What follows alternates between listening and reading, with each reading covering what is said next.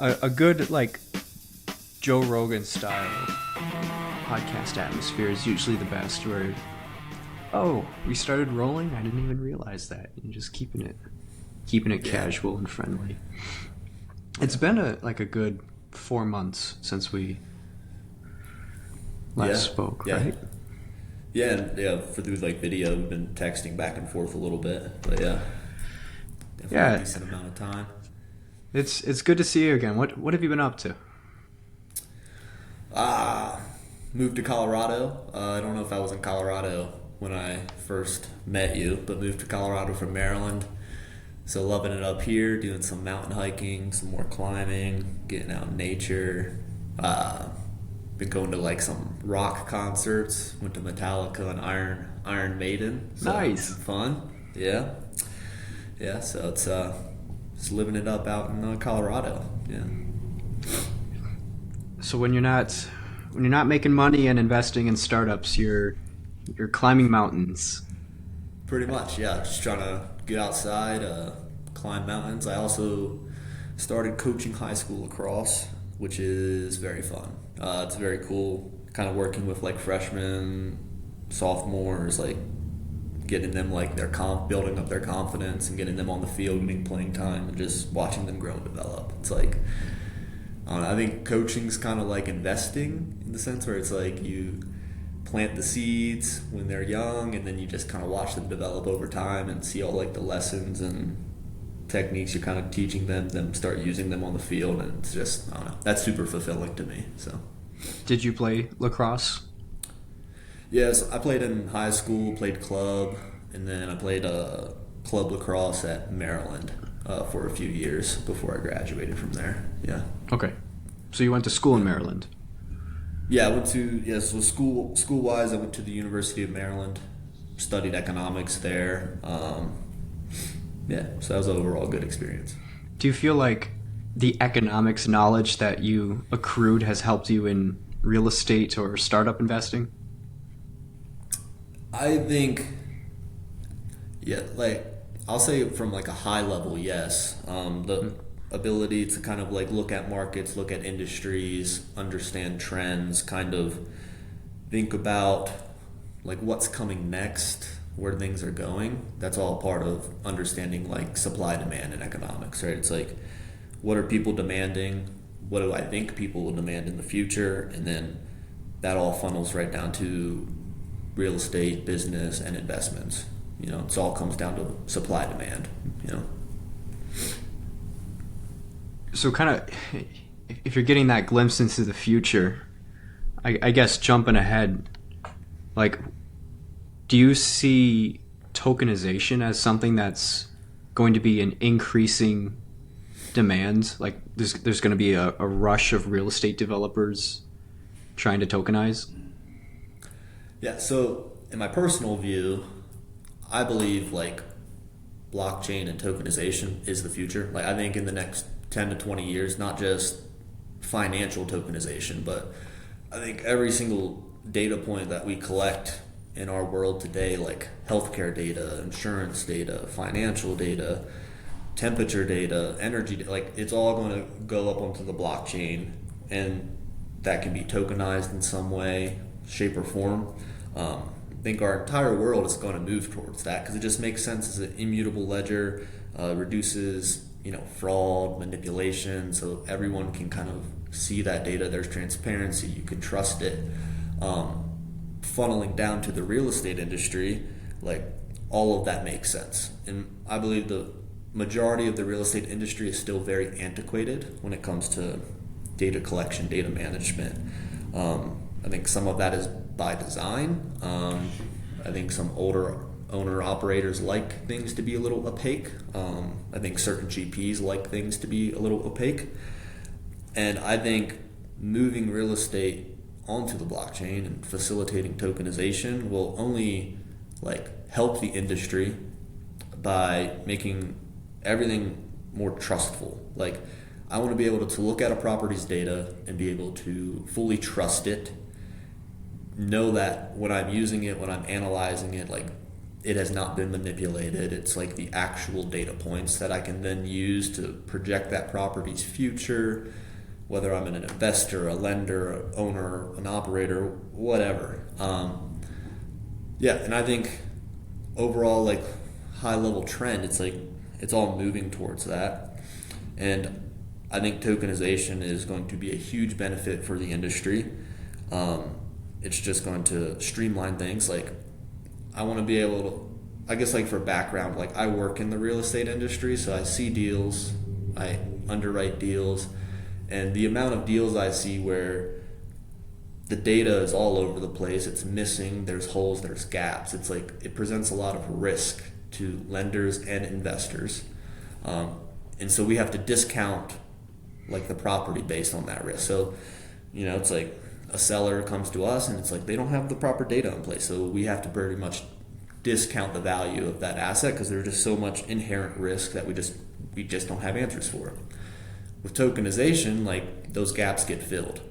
Like you have the data, it's there, it's an immutable ledger. We know that this is the up-to-date data. We can track all of the changes to it, everything someone's done to it. We can see all of that. So we can fully trust it. It gives us full transparency into the property, into the financials, every other data point that's collected from, the building planning, from construction phase, all the way to stabilization, all of that. And so that gives me as like an underwriter, if I'm an investor and lender, I can easily just plug that data into my models, fully trust it, and know that the valuation that's coming out, like I can fully trust. So it kind of allows price discovery. That spread, that risk spread that we have to discount properties, like it shortens, which is good for buyers, sellers, and markets. Because everybody can agree on price. You don't have to argue or try to like convince someone, So, yeah. Well, that was so well said. I mean, those are the exact talking points that I bring up when I explain why building has come to market.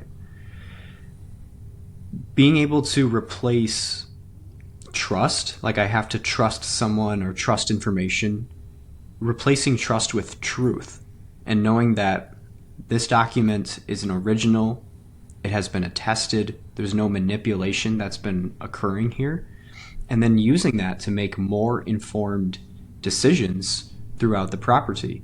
And that confidence removes contingency, that risk. And you did a really phenomenal job of explaining that, where when there's risk, there's discount, and value is lost because information isn't present. We have a saying that information is value, like in and of itself. And this is a perfect example of that, where if information is missing, value decreases. And so it begs the question, if we have a surplus of really high quality data, does it warrant a premium? And I think we'll find out, because that's one of the deliverables we're hoping to track, that having good building information that's ISO compliant will add a premium to the asset itself. Yeah. No, I'm with you on that. I think like the more data that there is on a property or any asset, and the more I can trust that data, it's like the less risk there is in that investment. Thus, like the sellers can demand a premium. So I'm with you on that. Right. Well, it's great that your personal background has helped influence your investment decision, because I would assume you saw the value in building and that helped you invest. So let's go through that story. So the first time that we had this conversation about what we're working on for the commercial real estate industry, what made you realize that this was different, that this was something that you believed in and would have a profound impact on the industry, and therefore, it's de-risked for you as an investor? Yeah, so, ultimately, when we first met and talked about it and you were explaining it to me, I was like, this just makes sense. Like, it's something that is heavily needed. It meets my, high-level views on where the world is going. I think everything's going to be on blockchain. Everything's going to be tokenized. My experience in the real estate industry is people don't there's gaps, there's holes, all of that stuff. And so you guys are building a solution that pretty much brings that all together, puts it on the blockchain so I can actually trust it, right? So that's like the big thing, is the product aligned with my views of the world, and it just simply made sense. And I was like sitting there asking like, why isn't this like already a solution? Which I kind of know the answer. It's blockchain is still getting adopted. Real estate industry is still mainly run by kind of older operators that are a little, I guess like scared of technology and change. But ultimately, it's like what really got me excited was because there's other people that have tried to do this that weren't successful. And so like one of the biggest things for me when talking with you, and like I guess for background for everyone, like a lot of my startup like angel investment process is really based on the founder, because at the end of the day I can't really predict if a idea or a business is like really going to succeed, but I think I have a better chance of picking like good founders that no matter what they do they're going to succeed in life or succeed in business.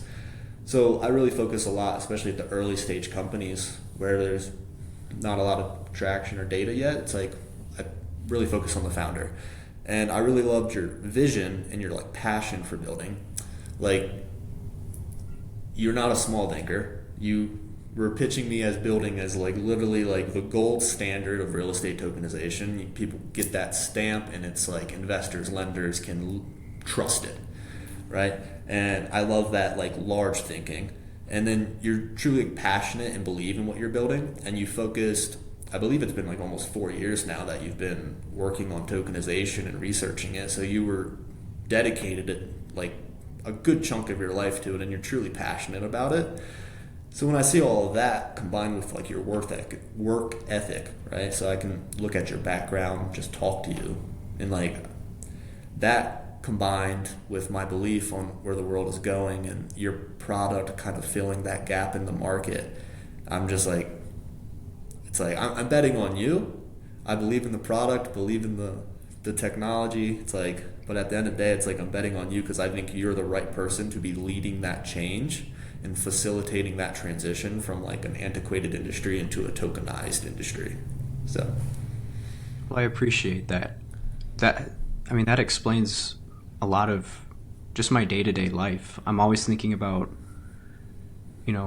what do I need to do to become a better leader, a better founder? What are those small decisions that add up?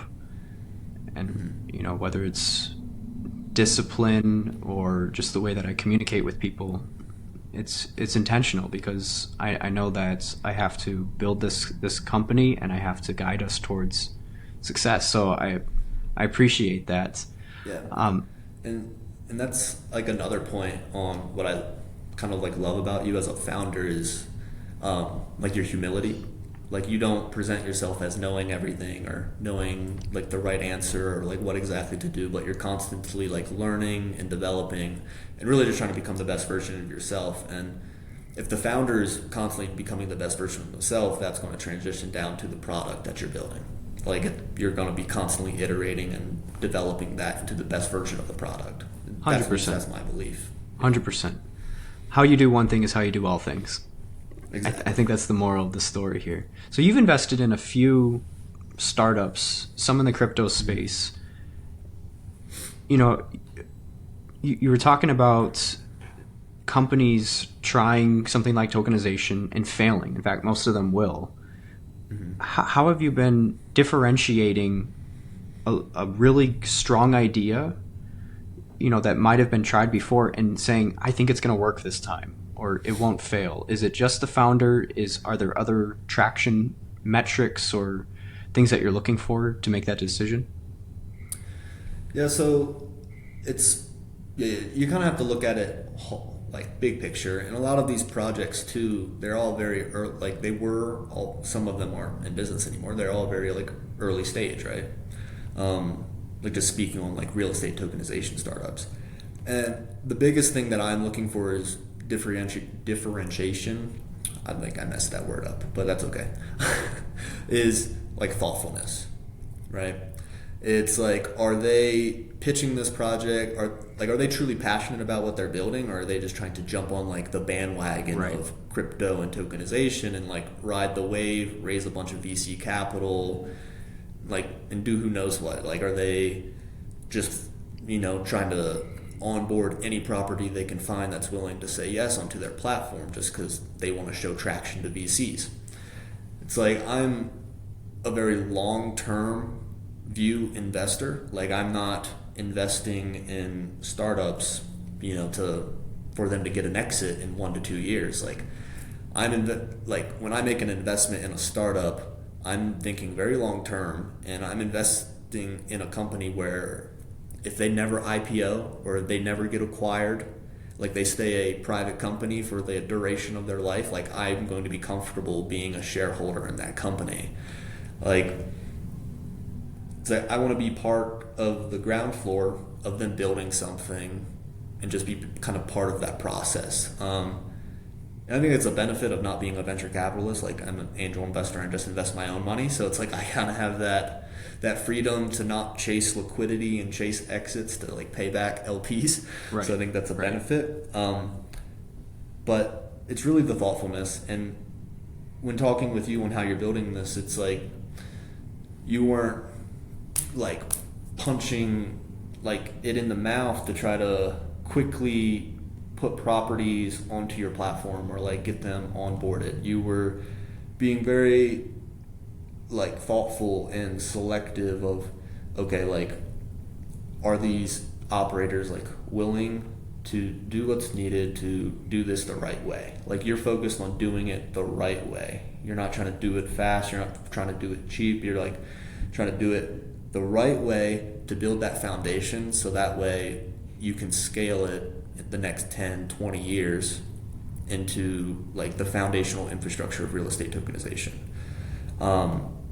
So that's like the biggest thing, is thoughtfulness and doing things the right way. It's like too many people try to just follow bandwagons and jump into something just because like they want to try to make a quick buck, and that's not what I'm about. And I don't think that's not what building's about. So. Absolutely not. When you said that we're striving for a gold standard, you're absolutely right. Over my years, I've seen how many projects have appeared and wanted to just dish out tokens. Essentially, they'll take any property and they'll tokenize that. But if we understand what the large institutional players want, what they're looking for, what their prerequisites are, there's so much thoughtfulness that has to go into compliance, building standards, cybersecurity, capital markets. And when you really understand all of those areas, what you get is a Venn diagram, and building is right in the middle of that. We appreciate each of these things that you have to be careful about. You have to be studious, because if you overlook some basic things about the real estate property and you're tokenizing a bad investment, that's damaging. It's damaging to the industry at large. And I've said this before, that I think we almost have a pilgrimage to get building out to market and increase our market share, because the more projects that are tokenized at a low level, it's not good for the real estate developers, for their stakeholders, for the investors, or for the people who invested in the company itself. It's not going to get institutional adoption. It's going to continue to set us back, and we'll never escape that conflation that tokens have with NFTs and meme coins. Like, this is a totally different ballpark. Tokenized real estate should be the highest caliber of blockchain technology being used in any sort of financial assets and instruments. Yeah. And kind of building on that, like with competitors in the space, like you're saying, they're just tokenizing assets. It's like a lot of them are tokenizing those assets like without any data, or without collecting any data. And I think that's a big data point for building, is you guys are very focused on the data.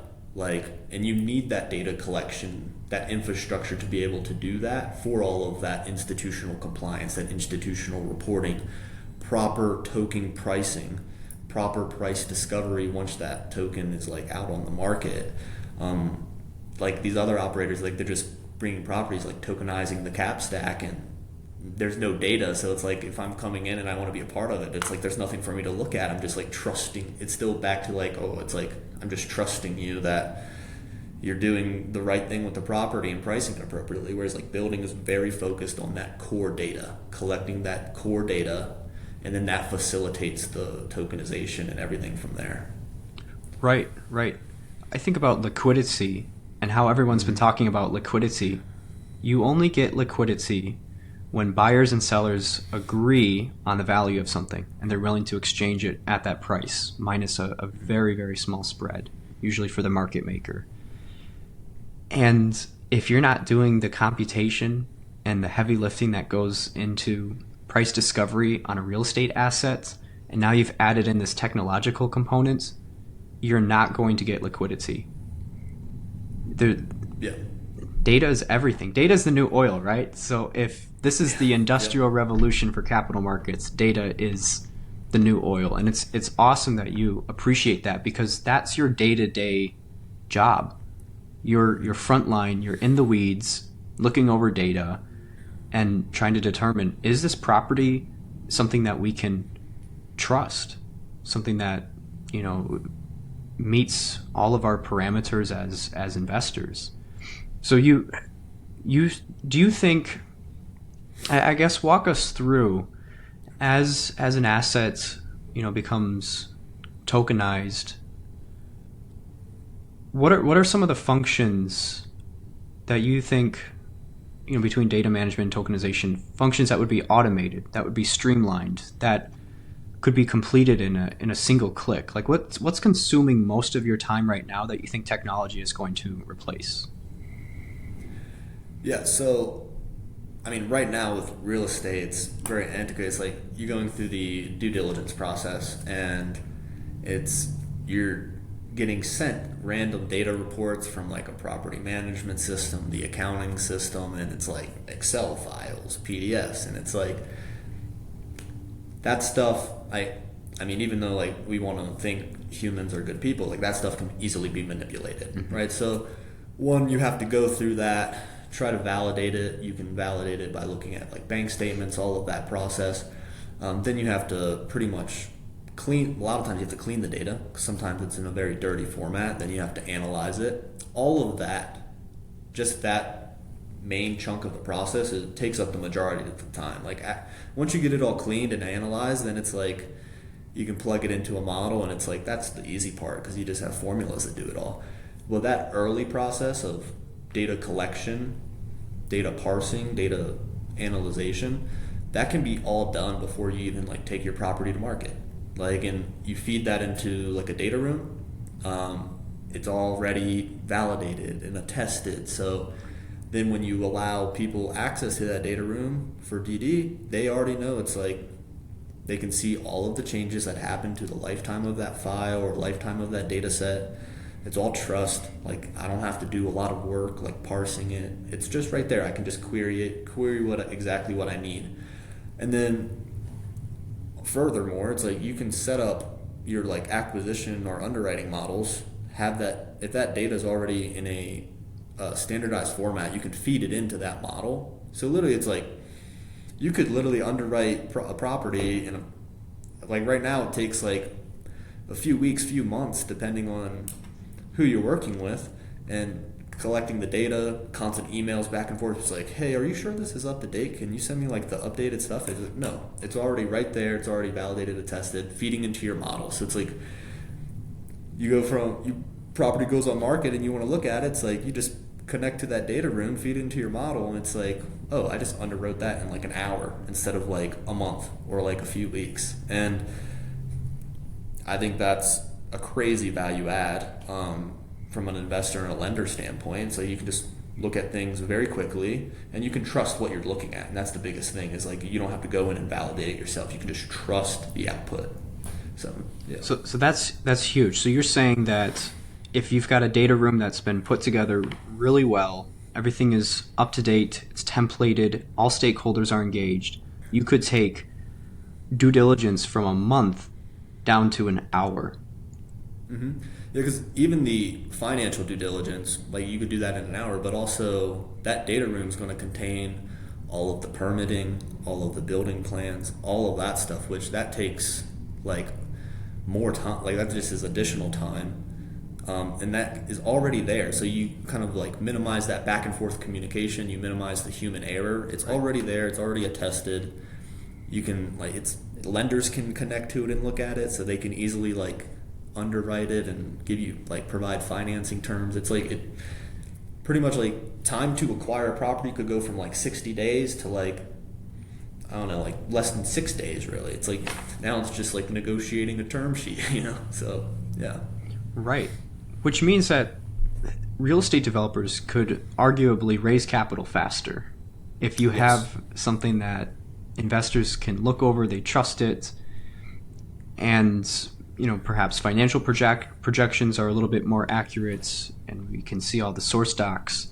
The decision to actually move forward with an investment, presumably that time frame is drastically dropped, even at an institutional level, because they usually take a little bit longer, but they don't have to. They can have the same level of detail and diligence, with a single click. And the reason, like for anyone listening to this that's worked with like institutions, the reason that process takes so much longer is they're trying to be good stewards of capital. Like most of them have raised capital from LPs. And they are trying to increase their level of trust in that developer, that operator, that GP. So like that's why it takes so much time, because they're trying to develop that trust. They're trying to trust the data, gain more data points. When all of that is already attested and validated inside of this data room that they can just query, like it minimizes the timeline, because now they already have that inherent trust in what they're looking at, and they don't no longer have to like rely on like my word. They can rely on the data. So are there any other areas that you think tokenized real estate, data-driven tokenized real estate, is going to impact? I mean, there's a lot of different financial instruments and investment products that people are trying to create that interacts with real estate. Sustainability has been a big conversation, as well as actually what's happening in office right now, where a lot of it needs to be redeveloped, and they're looking for tons of cost-saving metrics. And then you have smart city stuff. I mean, that's real popular around the world. That I'm pitching in Hawaii, Hong Kong, Saudi Arabia, and then speaking in Mexico and Canada as well. And almost all of those have some sort of smart city theme. How can we have smart buildings, better urban planning? So are there any other areas in tokenization or even Web3 that you're really excited about that you think are going to grow alongside this?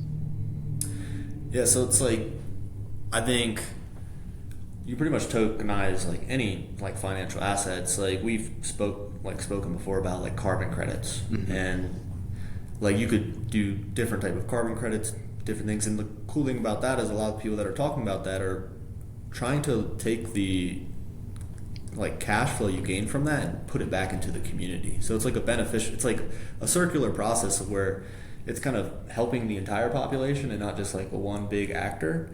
And then the other big thing is like the smart cities, Internet of Things. Like so many data points are getting collected, and the more data we can collect, the more things we can do, find out, discover insights. It's like we collect all this data from like smart cities, and then it's like that data can then be shared with developing countries, people that are building new cities, new developments. On like we basically discover best practices, right? So it's like all that data's doing right now. All that data is all over the place. It's like it's not you can't query it. Like it's held very tightly as like intellectual property. It's like once that data gets on chain and it's all standardized and you can query it, it can be shared. It's like kind of democratizing the insights. It's like not just a couple big actors have those insights. It's like we can share that and kind of like be an actual human community that wants to help each other and like build the cities up the best possible way that they can, so that they're energy efficient, they are protected from natural disasters like hurricanes, like all of that data that we collect on like buildings and communities. It's like it can all fuel innovation for smarter cities, stronger cities, just a stronger human population. So I think it's good for just the human population in general, So Yeah, that's smart cities at the end of the day. How do we design the best cities for people? How people navigate, what their behaviors are, their health and well-being. On top of that, being able to monetize intellectual property. So, of course, we want to share intellectual property. We also understand data privacy and the value of that information, and also the lack of transfer of that wisdom that's occurring right now. There is a generational gap in real estate and in architecture, engineering, construction, design. If we can share that and even introduce artificial intelligence, AI agents that apply that wisdom, take that data that's been siloed for so long, those building practices, those processes, and say, let's not waste money, let's not waste time, let's not have the risk of this failing as a development. Let's do it right. I mean, it's valuable to society and valuable in a business model. People would pay for that and are willing to pay for that if it means doing it right the first time, right? Measure twice, cut once in your developments. Yeah, it's like if you have access to all the like building plans and weather data and energy data for like a certain area, and you are trying to build a building, like it's worth paying for these insights of you should use this material, this is how high you should make the building, this many rooms, this is the angle you should build it, because that way it reduces like the wind force when like the storms come in. It's like that's all super valuable, and it's not just valuable from like a monetary perspective, but for like the health and safety of humans, which is like, I mean, that's invaluable in my opinion. So absolutely. One adjacent business model that I've heard, because you're talking about weather, and I had mentioned earlier, what are some adjacent tokenized markets that might occur? Someone was talking to me about essentially a tokenized futures market for commoditized energy. And so if you can imagine that smart buildings might have renewable energy, and eventually we could have a very interconnected grid, some areas are going to have different climate than others. And so you might ask, could we purchase energy at this price in advance based off of current supply and demand in the market? And a business model like that has like never existed before. That level of peer-to-peer trading and for energy or compute or storage, whatever that might be. I mean, that's incredible. That's why when I heard the number that, there's hundreds of trillions of dollars of commercial real estate or real estate in general around the world, it's going to be tokenized, and trillions upon trillions of dollars of all asset classes that can be tokenized eventually. But the derivatives market that comes from that is estimated at $1.6 quadrillion. And people want to tokenize that. That number no longer seems too big. It makes sense when you see all the new financial assets and instruments and opportunities that are going to emerge because of tokenization. Yeah, no, it's like, it's really insane to think about like what's possible with like tokenization and the fact that you can literally like trust all of the data that you're seeing, which I think is what allows the facilitation of that. Absolutely. Yeah. Well, to wrap this up, Dillon, you've been a great investor for building. I want to ask, for other investors out there who, or maybe folks who aren't even at that angel investor title yet and are thinking, hey, I want to get involved in startups. I like supporting new companies and essentially having a say in the future. You're building the future. You get to influence that with your dollars. What advice do you have for them? Yeah, so I think the biggest thing is you want to take your time, right? So you don't want to jump into angel investing startups because the business is inherently risky, right? It's like more than 90% of startups are going to fail, right? So you got to take your time, learn the business. It's like I made my first angel investment, I think, 13 months ago, and I was reading up about angel investing, startups, learning the industry for at least 12 months before I even considered my first investment. So it's taking your time. The goal of every angel investor is to invest in a unicorn, like $1 billion company, right? Those are created every single year. So take your time, learn what you're doing, become comfortable with what you're doing. Don't have FOMO. You're going to have opportunities every single year, right? So take your time. And then the other thing is you got to have a long-term view. I was talking about earlier, I'm investing in companies that I would be okay being a shareholder in perpetuity. Pass on the shares to my grandchildren. It's if they IPO, M&A, have an exit, great. But I'm comfortable holding my interest in that company for the rest of my life. So it's a long-term view. It's I'm not in it to get a pump and dump, hope that they get an exit in 2 years and make a quick buck.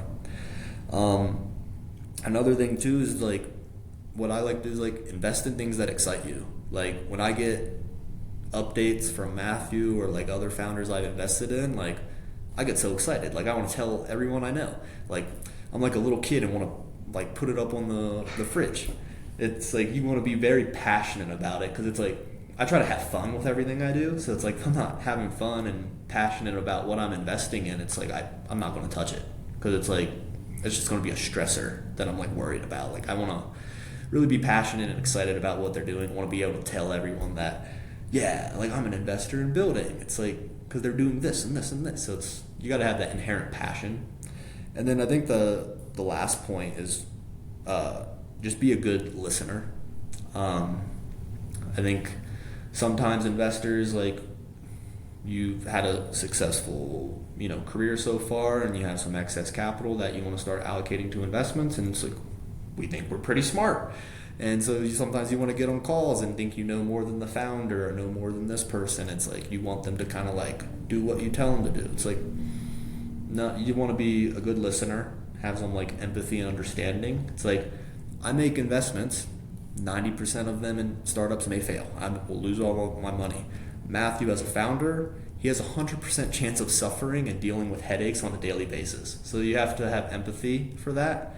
So I have to listen to his concerns, listen to what he needs, and do my best to make connections, help him. It's not my job to guide what the company does. That's what he does because he's in the day-to-day. He knows what's going on. So it's just listening and being empathetic towards your founders and understanding that they have a very tough job and they are doing a very hard thing. And as an investor, you're playing a very small part in it. So I think that's the biggest thing for me. That's what I would tell my younger self when I started. So. That's awesome. That's awesome. And empathy. I mean, you're absolutely right that when an investor and a founder understand roles and needs, the working relationship works really well. And this is why it's been great having you on the cap table, because you're always asking, hey, are there any introductions that we need right now? What do you think about this business? Could they be a strategic partner? Should we talk to them? Is there a way that we can get their assets on board? And just finding ways to contribute and understanding that as a founder, I can't be responsible for 110% things, percent of things, even though I am, so just having someone who wants to step in and offer a hand is amazing, because there are investors who, once you're in that marriage, they become a boss and they're barking orders, and that's a lot of stress for founders. So I mean, it wasn't my turn to offer advice to founders, but I'd say also, choose your investors just as wisely. It has to be a good, empathetic relationship. Yeah, it's like, especially if you're focused on the long term, it's like you should be as selective with your founders and investors as you are with like your life partners, So it's Absolutely. like, yeah, Absolutely. It's just like a marriage. yeah, Well, Dillon, it's been great, getting your insights, why you invested in building, the vision that you share, and I'm glad that the vision that we have, is reflected in you and is really relatable as well too. And I think we're seeing that more and more people in real estate, all different portions, the story that we have resonates with them. It was great to catch up, and I think your advice is spectacular. I hope that there's some people who get the confidence to become an angel investor and support a startup of their choice because of our conversation right here. So thank you again. yeah, of course, my pleasure.